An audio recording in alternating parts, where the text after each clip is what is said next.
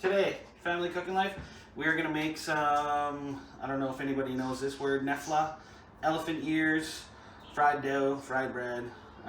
Kids love it. I love it. We love it. But after we're done some fried bread, we're going to do some, I do ham twists. I do some capicola ham rolls, kind of like cinnamon buns, except for I don't like sugar and all that. So I do it with butter and cheese and ham, capicola, and some onions, and we're gonna do some of those. They're gonna be great. And we do some cinnamon or some twists for the kids with ham and cheese in them. They love them. It's gonna be a good night for supper today. So we're gonna start off 2 cups of milk. We got a teaspoon of sugar in there, tablespoon I should say, and we're gonna warm it up to about 110. So we can do that on flame. Okay guys, while the milk's heating up, I'm just gonna get some salt and sugar for my flour, and we're gonna mix up the dry ingredients so they're all mixed through. So I do about a tablespoon of salt and a tablespoon of sugar, which is already in the bowl. Okay, and this recipe with 2 cups of whole milk that I use, so whole homogenized milk, I use right around 3.5, 4 cups of flour. Just all-purpose flour. This bread is super easy. My temperature around 104, 105. That's perfect. Now we're gonna add our yeast mixture, and then we're gonna let it sit for about 5 minutes before we add it to our flour. So once that's done, we'll continue with the video.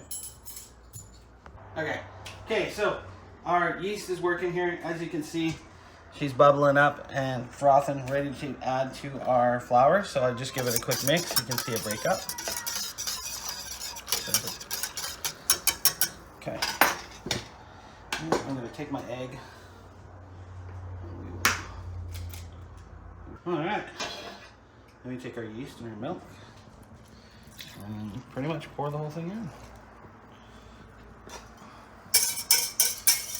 Like I said, this is a super easy bread, guys, and it's fluffy, wonderful, an amazing fried bread. See, it's a little bit too sticky yet, but it's close. So more flour. That's way too sticky. So we're gonna add a little flour over there.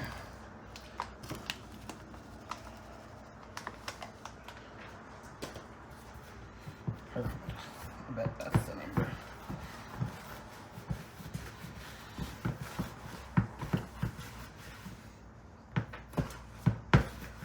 That's getting perfect. Nice and warm. You can see it. It's not sticking to my hands too much, but if I left it there, definitely would stick. That's where we want it. I'm gonna get it on the table and work it. Okay, now that your dough's touchable and pliable, you're gonna get some flour on your hands, and you're gonna wanna get it out of the bowl, okay? You want it onto the table. You want a little flour. You can see how easy and pliable this dough is. That's the way you want it for your bread, because it's gonna make your bread super fluffy, super light.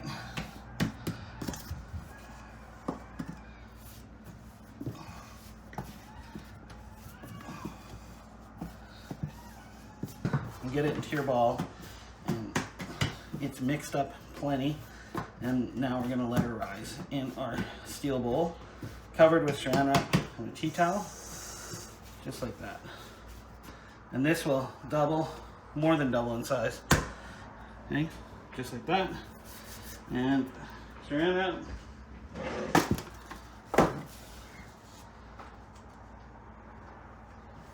Tea towel, and then I just put it somewhere warm. I had these burners on before. Make sure they're not too hot or it will kill your yeast. Perfect. Leave her there for 1 hour. Okay guys, it's been 1 hour. And our dough is doubled in size, as you can see. It's beautiful. So I'm gonna keep it covered up, and we're gonna feed the kids their supper now, and they're going to have their fried bread. This is my favorite part, frying the bread. So you get a little bit of oil in here, and you get it up to around 350 degrees, okay? I don't know if you can see that, but 350, trust me, it's there. 341, 343, right around there. You're going to stick your fingers in a little bit of flour and grab the dough because it's really soft. And you're going to chop off a piece and just let it hang and spread into a circle or an elephant ear per se. Super simple. Oh, I love the smell of fresh dough. And once you have your desired shape or whatever you want, I just go for a circle. Then, at 350, perfect. You layer in your oil.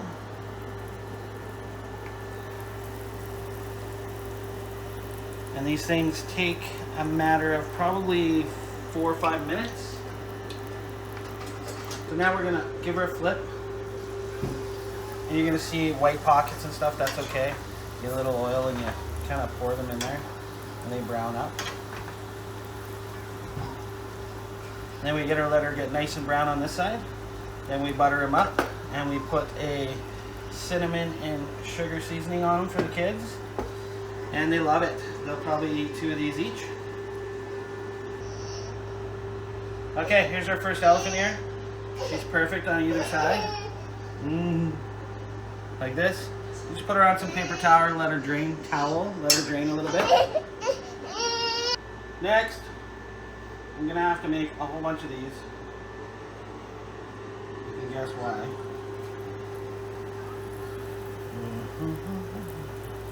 If you get big bubbles, you can sometimes deflate them so you don't get those big white spots on the other side. Beautiful.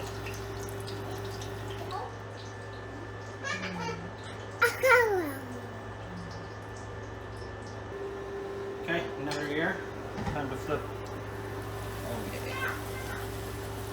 You can see the shape and why they call them elephant ears. That's kind of how they turn out. They look like a big ear.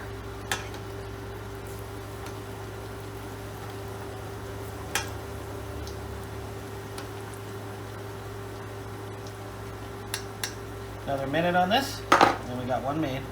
Okay. Another one.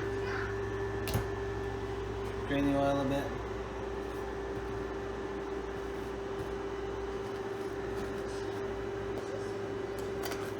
On the plate.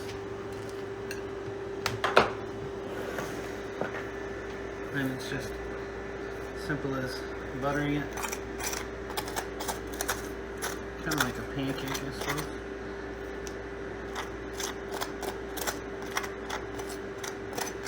This is all really healthy stuff, by the way. And sprinkle your cinnamon sugar.